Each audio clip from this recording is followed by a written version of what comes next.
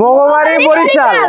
12 কার্নিভালটা প্রতি বছরই Bangladesh cricket board আয়োজন করে। বোর্ড সভাপতি আমাদের লিজেন্ডারি ক্রিকেটার আমিনুল ইসলাম বুলবুল ভাই একদম ব্যক্তিগতভাবে মনিটর করে এই প্রোগ্রামটা করছেন। আমরা 8টা বিভাগে এই প্রোগ্রামটা করেছি এবং সোফার আমরা যে সাড়াটা পেয়েছি এতে আমরা অভিভূত। বাংলাদেশের মানুষ ক্রিকেটকে ভালোবাসে, বাংলাদেশের বাচ্চারা ক্রিকেট খেলতে চায়।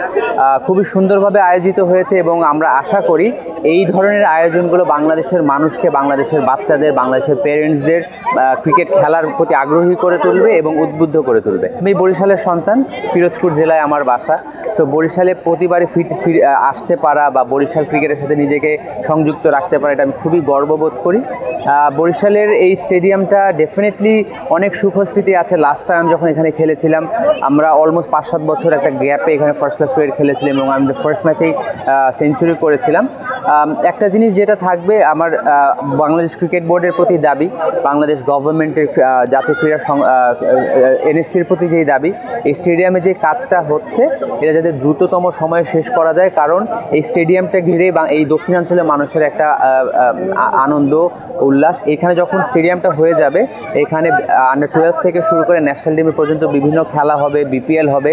এই দক্ষিণাঞ্চলের মানুষ ক্রিকেটের সাথে আরও ইনভলভ হতে পারবে। ভাইয়া, আমরা সবাই বরিশালের মানুষ, আমরা বরিশালে খেলা দেখতে চাই। সো আমাদের মাঠটা তাড়াতাড়ি করিয়ে দেন।